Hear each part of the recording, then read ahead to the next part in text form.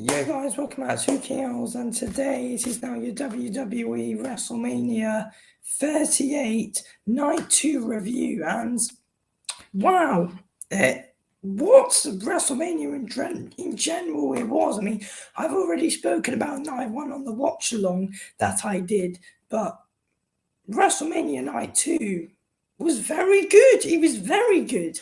Was it better than Night 1?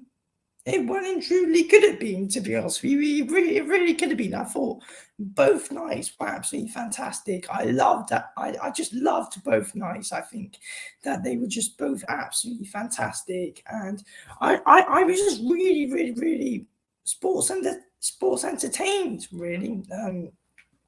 Just out of all of them, to be honest with you. So yeah, I just really enjoyed it. But yeah, please do drop a like. Please do subscribe if you haven't already. It would, of course, mean a lot if you could.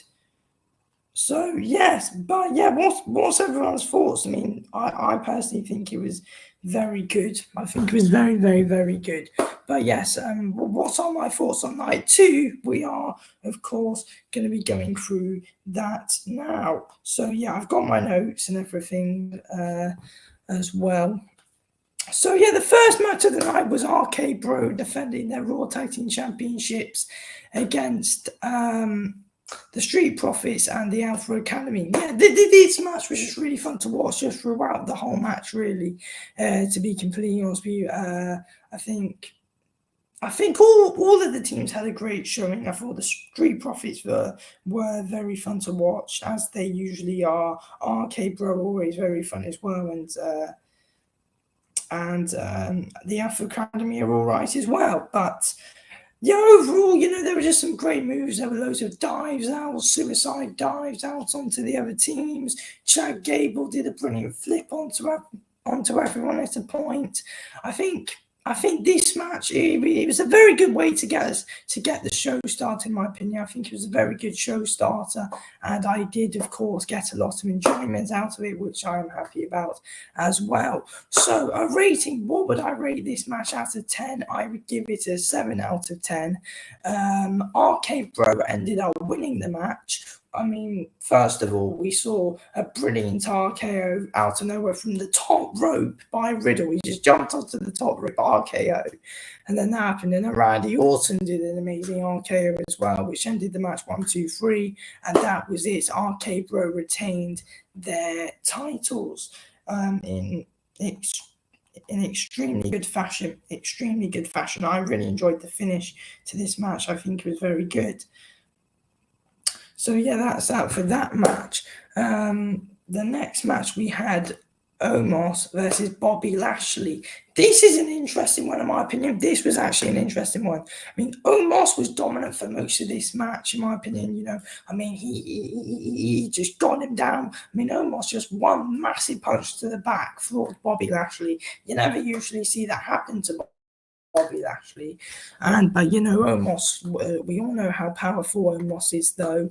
Omos did have a very good showing. This match was actually mostly dominated by Omos, but he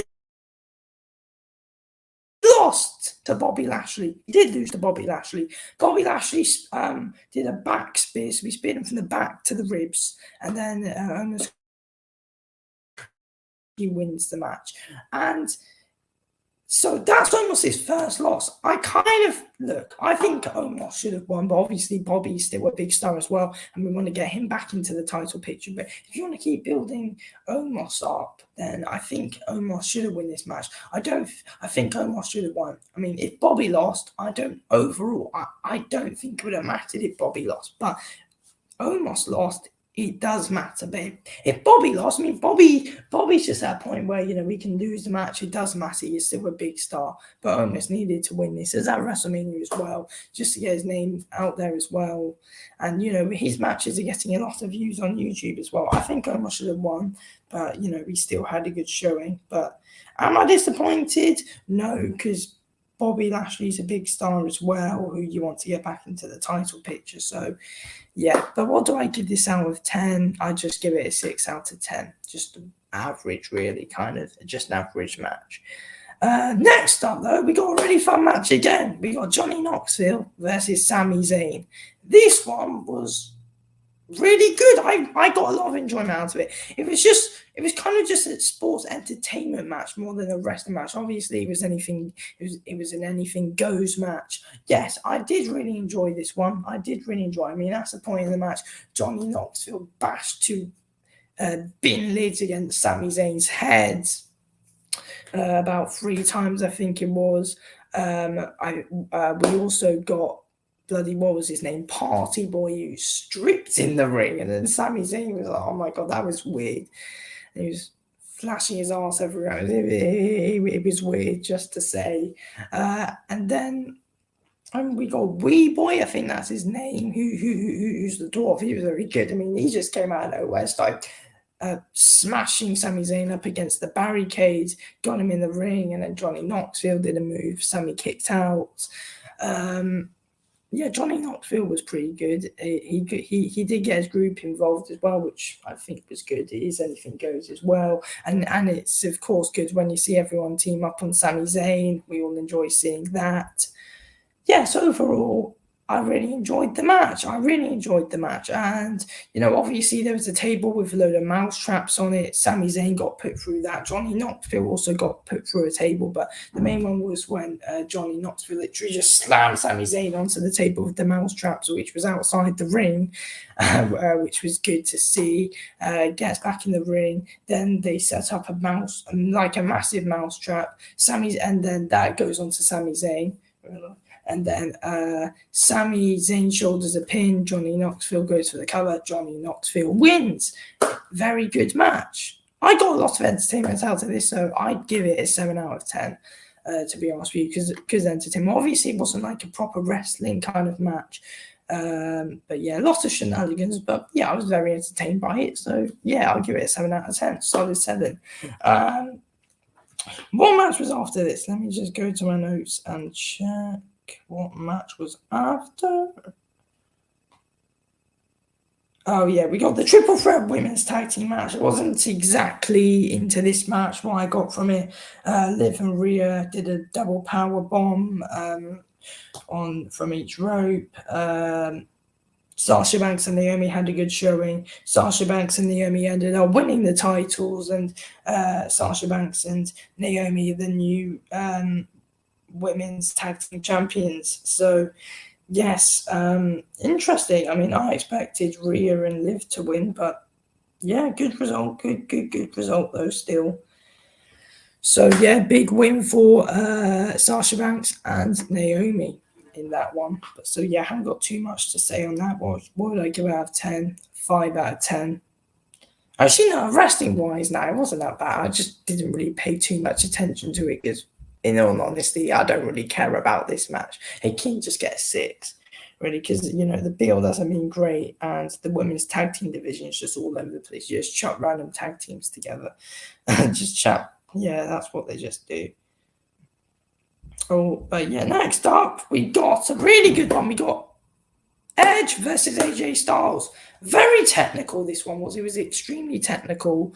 But yeah, there were also some great moves in this match as well. I really enjoyed it overall, to be honest with you. It's a good technical match. These two are just two great guys. Probably one of the best matches on the card. It went on for a good 20 minutes or so. Yeah, overall, it was a good match. What else did I get from my notes from this? There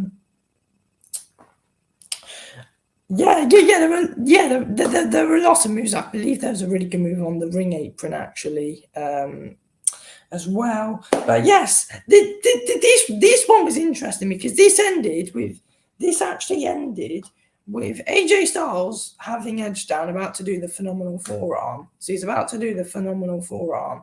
And then Damian Priest pops out of nowhere. I don't know how this happened. He pops out of nowhere. He just looks at AJ Styles.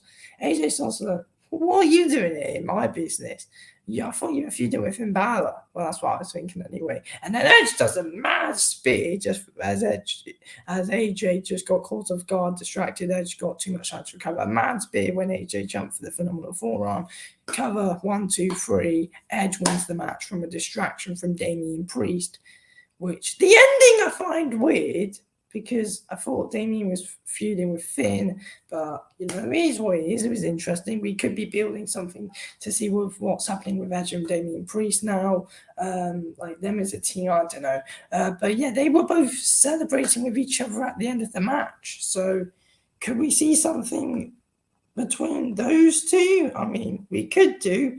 We will have to see, of course, though. But yeah, exciting to see what's going to happen there. That's interesting. Please drop a like if you aren't already, subscribe if you're new. But yeah, that was interesting. So Edge beats AJ Styles with a mad spear. I mean, surely this isn't over yet. I don't know. Probably AJ Styles versus Damien Priest tonight on Raw or something like that. I don't know. But yeah, we'll have to see. But yeah, Edge wins due to a Damien Priest distraction. Overall, I give it an 8 out of 10. Wrestling very good, but the ending I found a bit weird because Damien Priest is meant to be feuding with Finn Balor, but he's getting into this one. But yeah, we all knew he was a heel now anyway. We all knew that anyway. After this, we got the New Day versus Sheamus and Rich Holland. It went about 2 minutes. Butch basically distracted the New Day, and then Rich Holland did his finisher, and then that was it really. So yeah, these two teams got 2 minutes to do their thing really. I mean, Sheamus did a brilliant bro kick outside the ring onto Xavier Woods. I think also, just to add on some information to what happened, the New Day were actually wearing Big E's ring gear and stuff like that, obviously in honor of him as he did break his neck. So speedy recovery to him, of course. But yes, Rich Holland and Sheamus won due to Butch distracting the referee, and then that was it. 1, 2, 3. Rich Holland and Sheamus win. So that was the end of that match. After this, though, this one was interesting. Pat McAfee versus Austin Theory. Pat McAfee's entrance was absolutely fantastic. I mean, the crowd was just so into his entrance. I mean, that entrance that Pat McAfee played, was just absolutely brilliant. To be honest, we really enjoyed that. I was really watching Pat McAfee's entrance as well, actually, because of course I was. Just of course. Yeah, this match was overall really good. He was very good. I mean, Pat McAfee, what that man can do is bloody amazing. He was there flipping off the top rope. Austin Theory had a good showing as well. Austin Theory mostly dominated this match. To be honest with you, it was mostly his match. I think, yeah, if I remember rightly, it was mostly his match. But every time Pat McAfee did something to him, to Austin Theory, the camera cut to Vince McMahon, and he was like, ugh, God. And every time Austin Theory did something good, Vince was just sat there with a bloody evil smile on his face. So, yeah, that was interesting. But yeah, it was a very interesting match overall. Very good.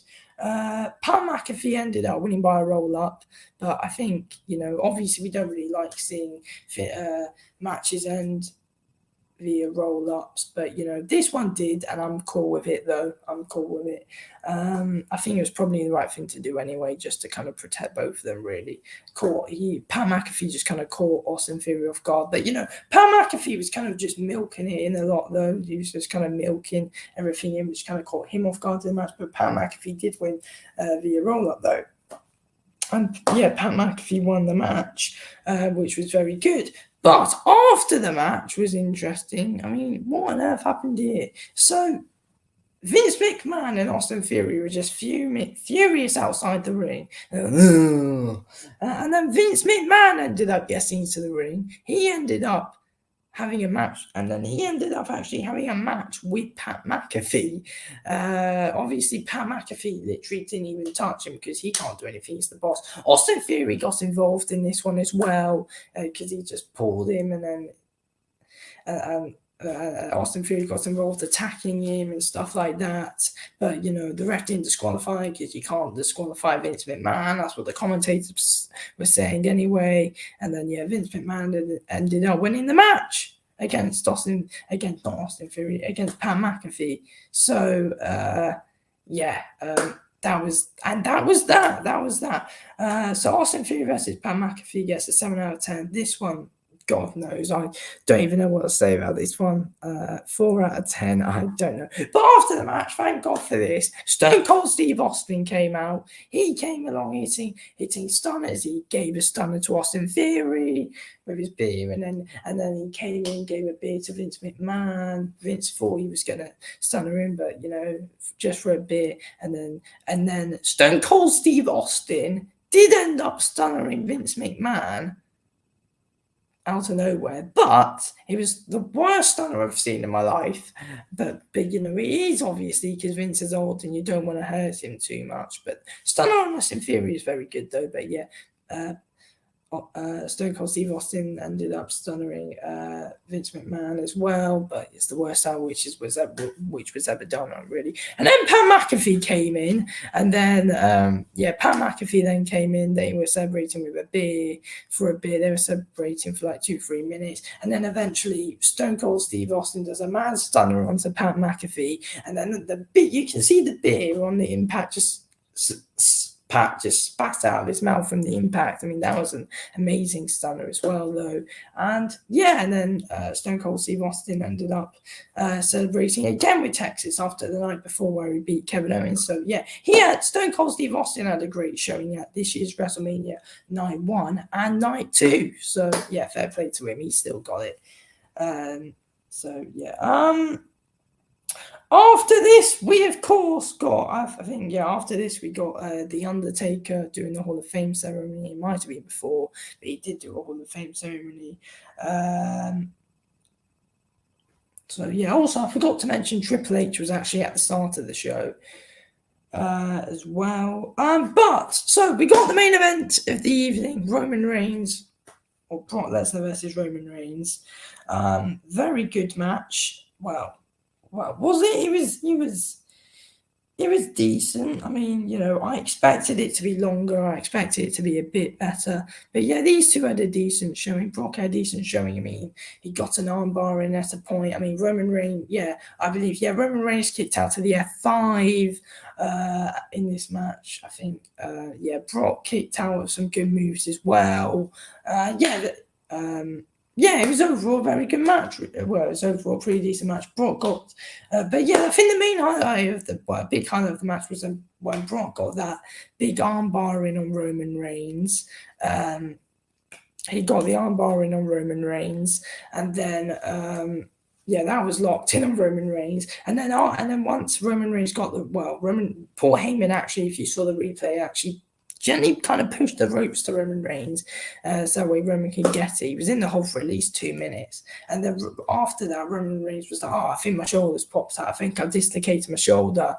And then just out of nowhere, after that, Roman Reigns spears Brock Lesnar and wins the match. And now Roman Reigns is the undisputed champion of the world. So the spear literally just kind of came out of nowhere, really, as well. But so Roman Reigns won the match. Also, I forgot to say, Roman Reigns also kind of did a little bit of dirty play where he kind of pushed Brock into the referee, low-blowed him, and then, that's when Brock kind of got back in the match, did the armbar, and as I was saying, and then out of nowhere afterwards, Roman Reigns speared him and won the match. So, overall, just a spear out of nowhere by Roman Reigns, which was interesting to see. Roman Reigns is now the undisputed WWE champion of the world.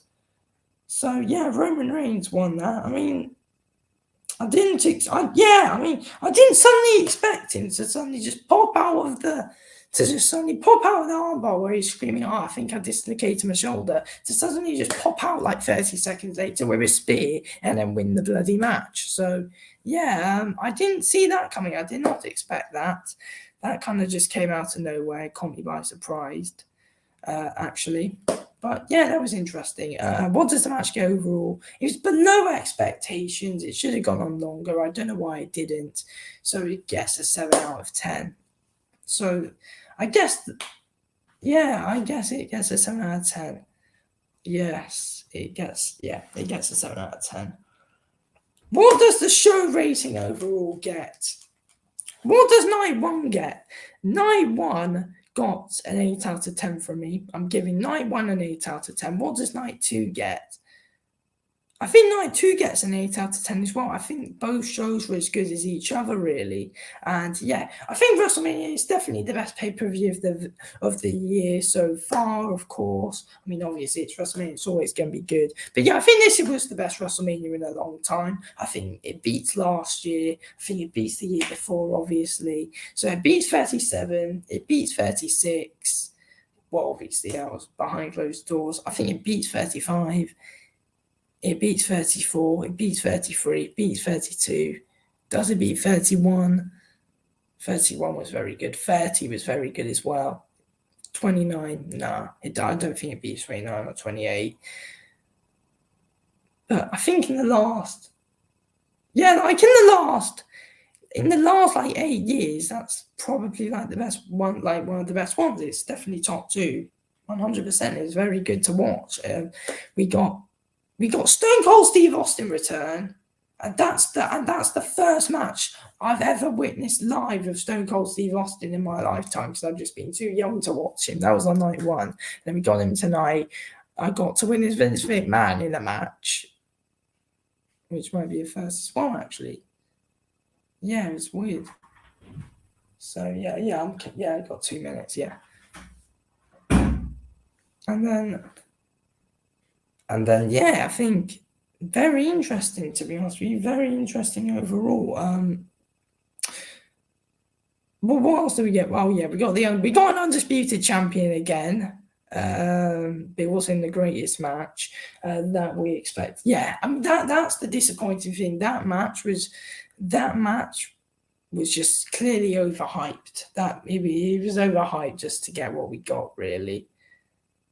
Yeah, I expected a lot better from the main event though, of night 2.